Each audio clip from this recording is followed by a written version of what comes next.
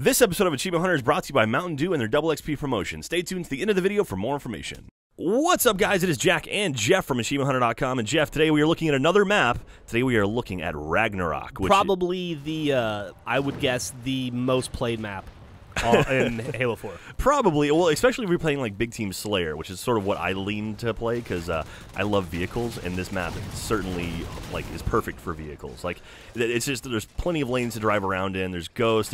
There's mantis on either side. There's banshees. Dude, the warthog. I love the warthog. I was playing around in a Ragnarok game today with the mantis, and that thing is awesome in big team play. It's awesome, but it's a little underpowered, unfortunately. Well, I figured if you stamped down with the right bumper, you'd think you would kill everything around you. You should knock trees down. Yeah, exactly. Rocks should be flying, but for some reason, even if one guy's on your back, it's like, well, it's over. Pretty much call it a night.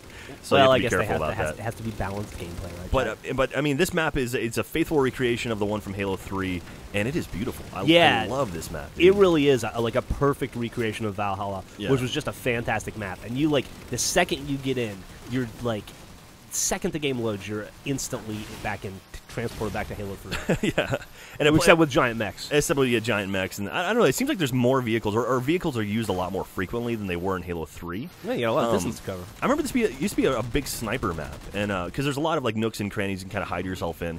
But it seems now I see more people burning around in ghosts and stuff. And, the banshees are really important. And I like this map a lot, dude. I gotta say, it's a lot of fun.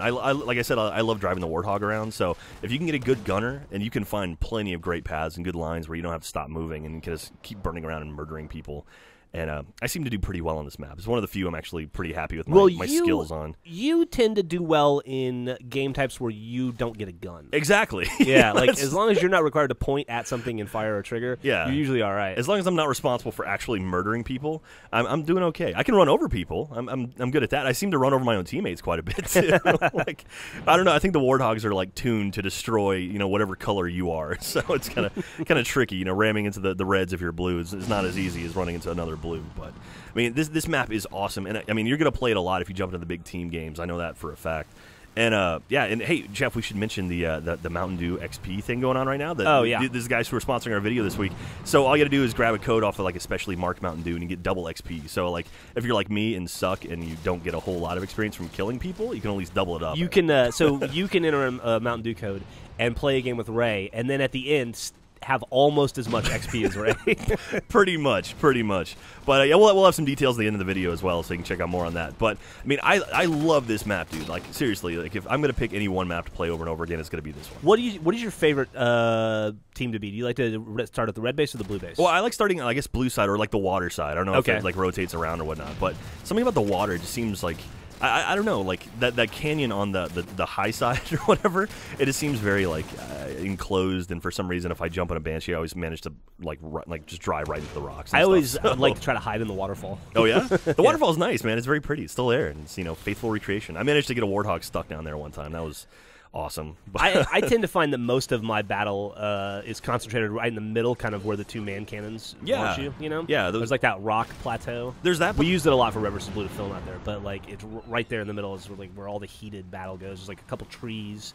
And then, a raised plateau. Yeah, I mean, they have the downed pelican is a good spot to kind of hide and get underneath. And then even on the other side of that, the flip side, where it's sort of that big open berm area where the turret is, that mounted turret, you see a lot of mantises ending up over there and kind of firing towards the water, that little arch in the water. Yeah, that downed pelican's a perfect place to, if you're being chased by a ghost or a warthog, to kind of run and duck under and then hop around and hijack people from. See, now you can do that too. You can run and go hide and then throw down a healing aura or whatever the thing is called. And but I mean, this game is this map is so well done. There's so many if you're into any kind of thing, if you like sniping, there's spots for sniping. If you like just run and gun, there's plenty of that. If you like vehicles like me, there's plenty of that. So. Yeah, you can get over kind of on the far wall where the Manus is, the tall wall. Yeah, and you can kind of hide behind a couple of rocks there, and then you get a good shot at both bases. Yeah, and then you can do a lot of sniping if you're a better Halo player than either of us. Either of us, absolutely. If you're Ray or someone of that caliber, or Ryan, surprisingly. But anyway, yeah, so that's our look at Ragnarok, the Valhalla remake in Halo 4, and we'll be back next week for even more, and check out some more maps and some tips and advice. All right, do this. So you take the Mountain Dew, specially marked thing, Dew XP at the top.